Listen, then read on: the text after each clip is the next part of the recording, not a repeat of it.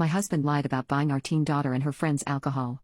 My husband is a perpetual child, he never really seemed to grow up, and he has a very playful, childish nature.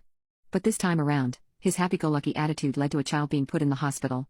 When we first met, I loved his free, easygoing nature, but as we've aged and tried to mature he just seems stuck at the age of 19.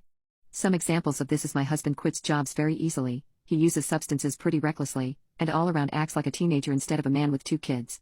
Our son is 13, and our daughter is 17, they're great kids and they're super open with us about anything going on in their lives. But as my daughter grows up, my husband seems to have a hard time separating himself from my daughter's teenage antics and being a disciplinarian to her instead of a friend. Such as when couple of months ago, I found out that my husband had caught my daughter and her friends smoking WD in our shed, and instead of punishing her and kicking the friends out, he joined them. I only found this out months later when our son let the truth slip by accident. Aside from random incidents like this, our kids generally are well behaved and usually, I am more worried about their dad screwing up than one of them getting into trouble. Well, everything that happened this week just goes to show that I was right to be worried about my husband's never-ending immaturity, and this time he's done real damage. My husband and I decided to take a short vacation together before the kids' school year started, and our house got crazy again. I had a long talk with both of my kids before we left since it would be the longest that we had ever left them on their own. I went over emergency checklists and grocery lists with them repeatedly to the point where my husband said I was smothering them. I still had anxiety about leaving my babies, but my husband was supportive, and we had been having a fantastic trip. That was until our daughter called us in a total panic a couple of days into our trip. The time of the call was strange since it was the middle of the night back in our hometown when my phone rang. When I answered the call, I heard the sounds of chaos and people yelling and scrambling. When my daughter finally spoke, her words were scrambled and she was obviously intoxicated. She tried her best to explain to me that she had brought friends over to the house to drink, and one of them had thrown up all over herself and wasn't breathing. I told her to calm down, call 911 and keep me updated. When I ensured the police were on their way, I hung up and bought an early flight home before waking up my husband and telling him what had happened. He looked so bewildered when I asked him where he thought they got the alcohol, he just gave a worried look and shrugged. I thought that he must be feeling just as scared and surprised as me. I stayed in contact with my daughter the entire time we traveled home. The EMT had gotten her friend to the ER fast enough to pump her stomach, and she was recovering in the hospital with her parents.